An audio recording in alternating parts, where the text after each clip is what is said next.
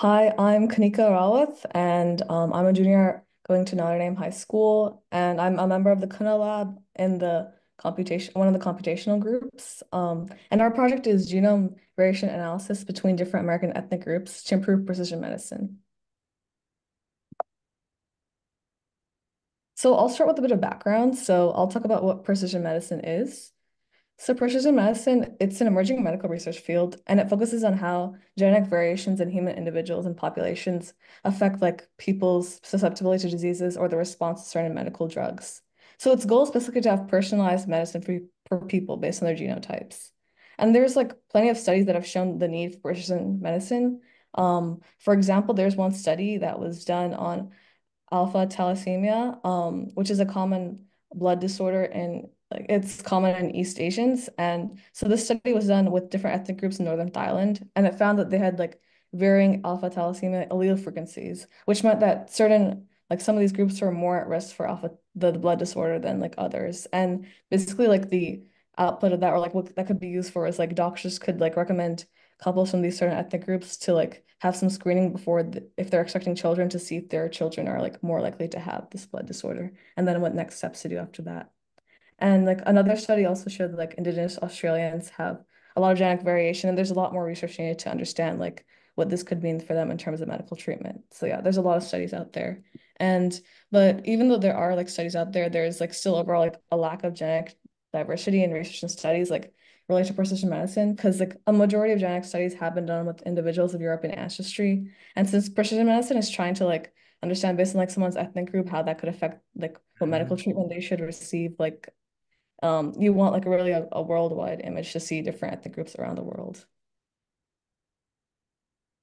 So like the central question kind of our group is a personalized medical approach required among different American ethnic groups due to possible genetic variation? And so I'll give like a bit of background in some of for some of the resources we're using. So one is the International Genome Sample Resource, also known as the RGSR. And this like maintains like updates and makes publicly available data for the 1000 Genomes Project. And there are some other projects in there too, actually. And so the 1000 Genomes Project has the data of 26 populations across 5 continents. And by data, it's like the raw sequence data, like the people's like different people's. They took like different samples of people from like these different populations, like sequence their genomes. So they have that data. They also have like variants and other stuff they found like using this data. So there's a lot of data there. But this project ended in 2015. So there's still like some variants that haven't been discovered by comparing like these different ethnic groups to like more recent reference genomes. And like a good example of a more recent reference genome, one which we are using, is the T2TChem13 reference genome. And it's basically a more complete version of the H238 genome. And H238 genome was one of the genomes used by the 1000 Genomes Project. So we're kind of like using the 1000 Genomes Project as our like some a base or like a control group, kind of like some guideline for our project with this more novel genome. And so this T2T13 genome has led to the discovery of 3.7 million additional single nucleotide polymorphisms, sorry, also known as SNPs, which are basically like the changing of a base pair at one place. So and so our goal overall is to use the T2TChem13 reference genome, this novel reference genome, to run variant calling with sequence data like the DNA sequences of like people from these like various ethnic populations in the United States to determine novel genetic variation among these populations. And going further beyond that, we want to understand like how this genetic variation in the populations affects like the individuals and like would their response to certain medical treatments be different based on their ethnicity or would they be more susceptible to certain diseases? And overall to just personalize their medical treatment. And like just in general, we want to add to the current knowledge in the field of precision medicine. So like going more into our data, like more specifically, so our sample data, so we're using sample data from 6 different populations in the US. And it's kind of I'll just go briefly into the format of FASTQ files, which is basically the sequence read. So like there's a physical hardware sequencing machine which like reads people's genomes like based on their DNA, and then it like stores that in files just as that information. And like all our information is present on, I mentioned this before, the International Genome Sample Resource. And so 4 of these 6 populations are from the 1000 Genomes Project Phase 3, and these are Gujarati Indians in Houston, Texas, Mexican ancestry in Los Angeles, California, African ancestry in the southwestern United States, and Utah residents with northern and western European ancestry. And we also have one sample from the Simon's Genome Diversity Project, which is the Hawaiian USA. And we also plan to, in the future, use a sample of Han Chinese population from the USA.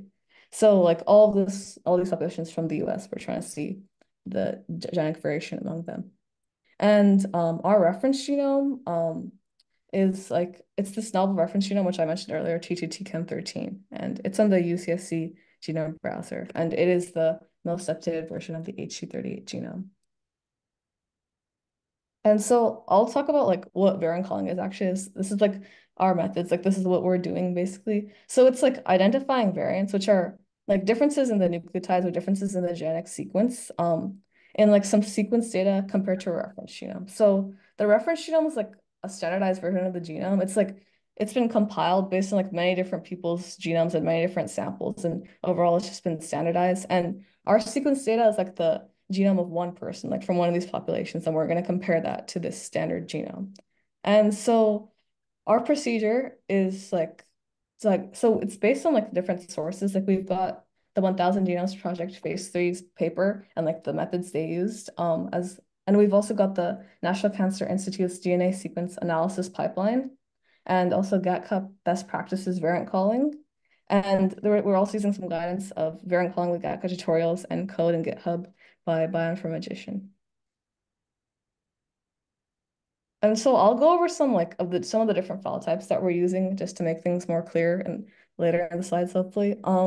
So the FASTA format it's a text format, but it's for nucleotide or protein sequences. And so like in this like base pairs are represented by letters like ATGC, like adenine, thymine, guanine, cytosine. It's just letters over and over again. And this format is what we're gonna use, like what our reference genome is stored in. And the FASTQ format is similar to the FASTA format. It's also a text format, but it's like, and also storing nucleotide or protein sequences, but it also includes the quality score of each of the reads, which is like, so basically the quality score is like, there's like a machine, a sequencing machine, the physical hardware that like sequences like DNA, and the quality score is like how confident the machine is that it correctly read that sequence. So those are also included along with the actual sequence in the FASTQ file. And this is used for our sample data, like what we're going to compare to the reference genome.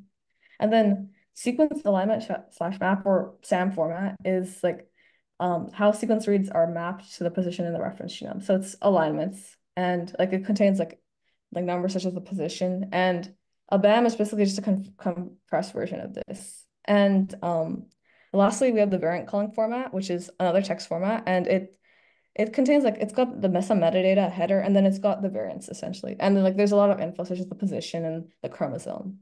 And the GVCF is like a genomic VCF, and it's basically recording every position in the genome, like even if there is no variant. So a VCF has just the variants, like genomic VCF has everything. And so I'll mention some of the tools and resources we're using. The big one is Genome Analysis Toolkit, or GATK, by the Rawat Institute. And this is like, this provides tools like pipelines and other resources for variant discovery. And then there's also FastQC by Abraham Bioinformatics. And this is like for quality control. So like I mentioned previously, like the quality score. So it assesses like the quality of the raw sequence reads and like trying to see like how accurately were the base pairs read by the sequencing machine. And then there's also the Burroughs-Wheeler aligner, BWA, and it like aligns the raw sequence reads to the reference genome. And then something else that we haven't used this as recently, but we've used it before. It's the Integrated Genomics Viewer, or IGV, and it's just like a visual way to see like the outputs of like alignment, like BAM files or like variant calling, just to see chromosome by chromosome, and it looks nice and visual. So I'll go more into the methods like of our pipelines. So here's an older pipeline. We're not like using this right now because like earlier in our project we started with like the bioinformatics platform Galaxy, which has like a lot of bioinformatics tools, and it's like pretty user-friendly and good for beginning. So this is like a more basic pipeline.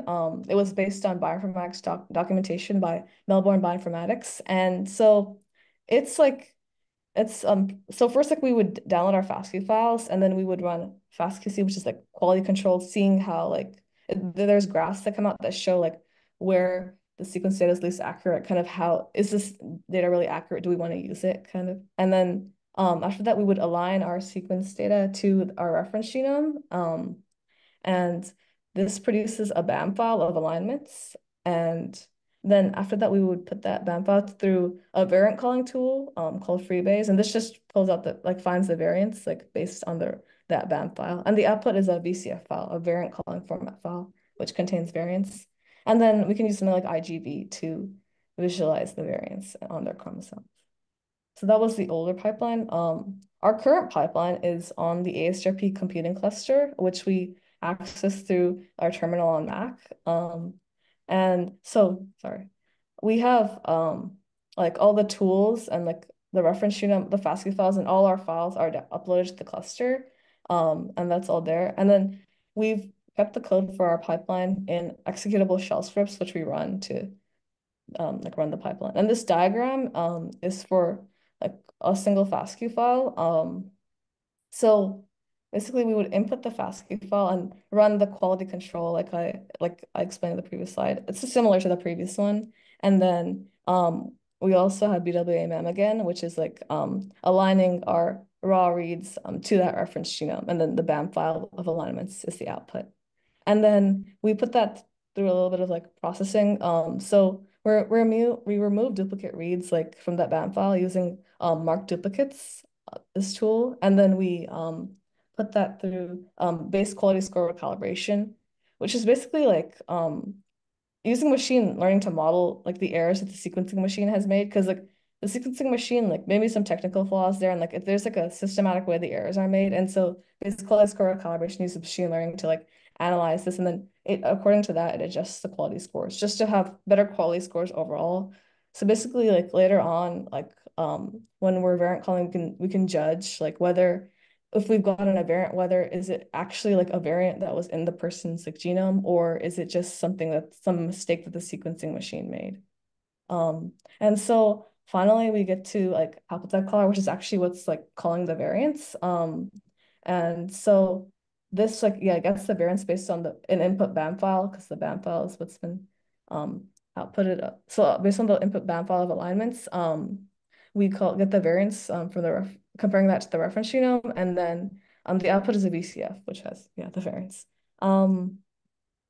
So after we've got our VCF, it's like the format is like not very easy to understand, well, for like just regular people. So there's some more processing that it goes through. So variant annotation and filtration is this processing. So basically we input the VCF, and so like we run a tool called select variants but from GATK, and it basically separates our VCF of variants like into indels and SNPs, which are different kinds of variants. So like indels are insertions or deletions, which is like if there's like some extra nucleotides, there's like less. And then or SNPs, which are like single nucleotide polymorphisms, or like just like a switch of the base pair. And so there's like two separate files now, and then they each go through all these like steps. And so yeah, we've got variant filtration, which basically like in the VCF file, the variants have like different variables, like something like quality score, stuff like that. And like there's like ideal values for these variables. And if we can like in a variant filtration, we can set like filters. Like if the variants don't meet the values they want them to, then they'll just be like marked. Variant filtration marks them. Select variants is once again used to remove all the variants that like, or rather choose only the variants that pass the filters. And then there's also another tool, sorry, called Funcatator, also from GATK. And this is for like functional annotation. So basically it compares the variants we have to some like previous data, like databases, such as like ClinVar or GNOMAD, which already contain known variants, and it sees like whether our variants match those, and then based on that gives like what's the function of the variants be, or like and stuff like that. So and like this pipeline, the whole time it's just a VCF of variants going through this, and if we wanted to view like our annotated VCF, we can something we can do is we can convert it to like a table format, and then we can convert this to a CSV and open it in something like Microsoft Excel to actually view the variants annotated. So in terms of our goals and future steps, so like currently some things that are going on is that we're debugging basic calibrator, which is that dealing with quality control. So that's posing some issues. So we have to like look into that. And we're also like we're almost done with this actually. We're working on like a Python script like that runs our variant calling pipeline repeatedly. So it's kind of automating the process and like eventually we're gonna like run a lot of files. And like eventually we're also gonna merge all the files of one sample, which is one person, into a single VCF file. So have all the variants for one person. And so, but one big thing is also assessing how to deal with our large amount of data because there's a lot of data for like all these samples and these populations. And it will take a lot of time to run this. And hopefully one thing we hope to do is like the ASDRP clusters getting a GPU, so we hope to use that and speed up things.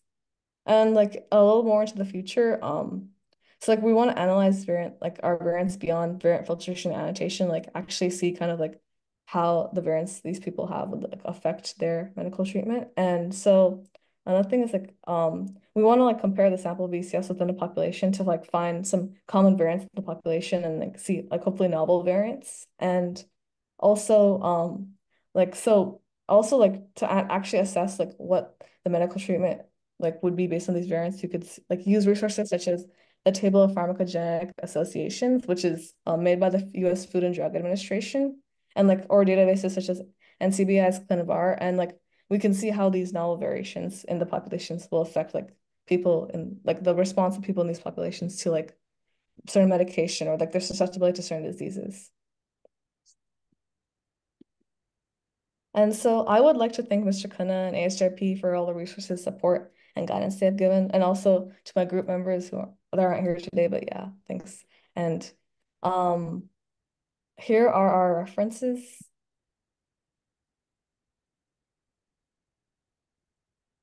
And are there any questions?